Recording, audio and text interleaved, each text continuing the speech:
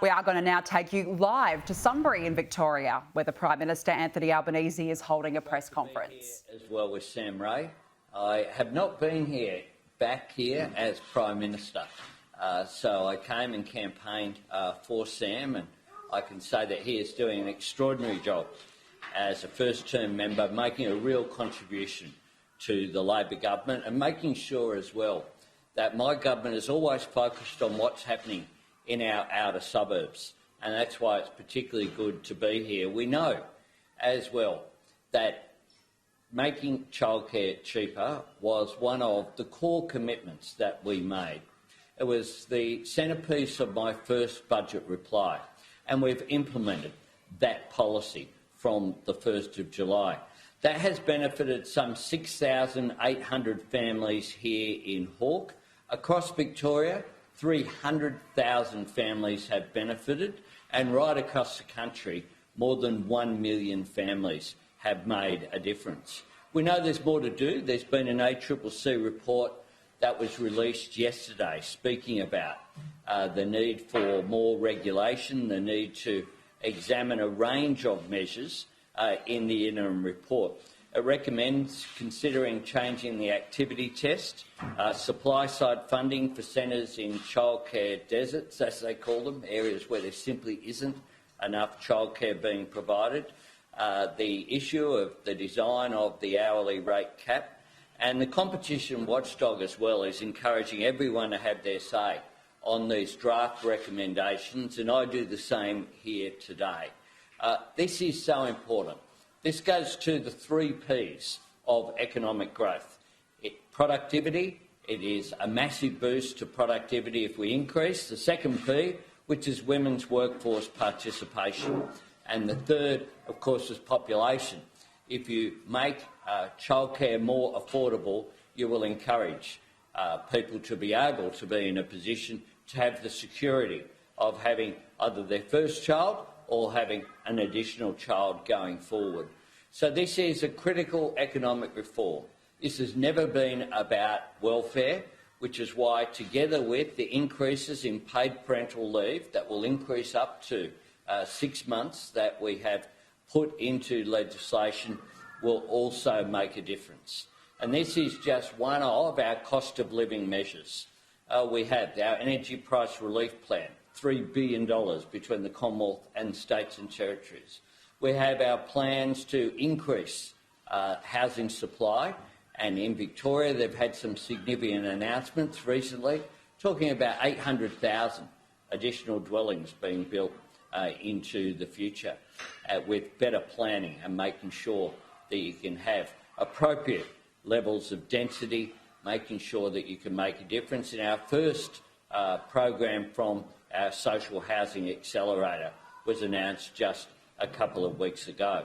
When it comes to healthcare, whether it's our increase to the bulk billing incentive, tripling of it, that comes into play in a month's time, or whether it be our 60-day dispensing of medicines that will literally cut the cost of medicines for those people who need regular medicines for diabetes or heart conditions or other conditions that they may have.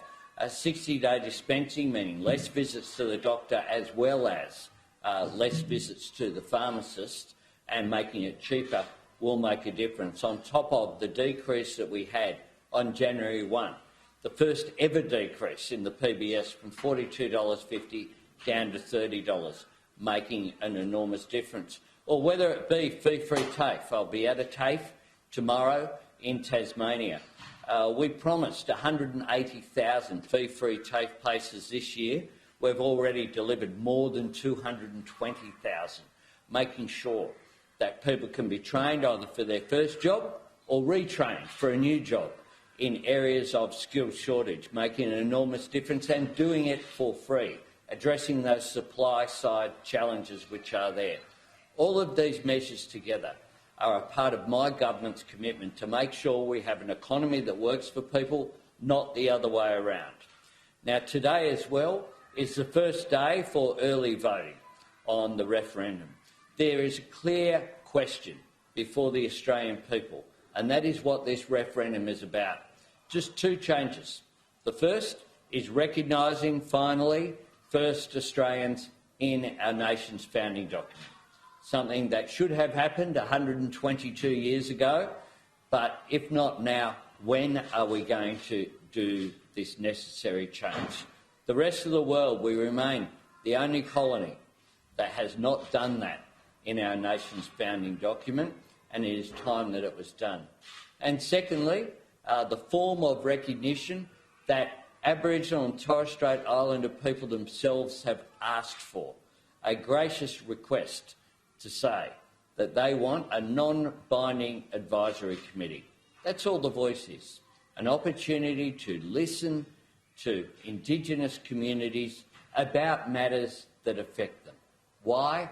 Because if you talk with people who are directly affected, you will get better outcomes. And that's what this positive campaign is about. And I would encourage people to have a look at what the question is there that you're voting on. It's been a great big fear campaign about things that have nothing to do with this referendum. But no country was ever made more great by agreeing to a fear campaign. To enlarge a country, you need optimism, you need hope, you need a vision for the future. And that's what this referendum is, an opportunity to seize the future, to recognise the great privilege we have of sharing this continent with the oldest continuous culture on earth by voting yes in the referendum, by voting for something that is positive, something that will be uplifting and unifying for the nation, a prospect of which there is only upside, no downside, no one loses from this proposition. And that's why a no vote is a vote for more of the same. It takes us nowhere. And no is what we have now, right now, where we have an 8-year life expectancy gap, where we have a greater chance of an Indigenous young male going to jail than university. We need to do better than that, and that's why it's important that Australians vote yes over the coming 2 weeks.